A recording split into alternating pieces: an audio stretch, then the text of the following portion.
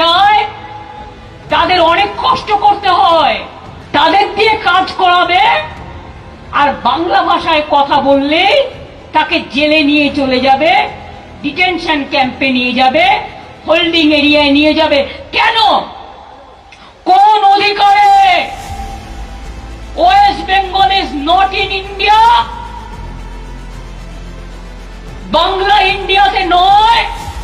क्या बांग्ला भारत में नहीं है? देश का हिस्सा नहीं है? बहुत समय से प्रदेश है जिसमें एक ही भाषा में बात करते हैं। इसका मतलब ये नहीं होता है कि उसको पकड़ के आप जेल में भर दो। বাঙালিদের উপর আপনাদের এত রাগ কেন? কি করেছে বাঙালিরা আপনাদের? बॉर्डर किसका हाथ में है? जो बीजेपी इसको बांग्लादेशी या रोहिंग्या कहते हैं, आई चैलेंज यू। आपको लज्जा सा होना चाहिए, शर्म होना चाहिए। बॉर्डर किसका हाथ में है? बीएसएफ का हाथ में। होम मिनिस्टर कौन है? इसका हाथ में सीआईएसएफ है, सीआरपीएफ है।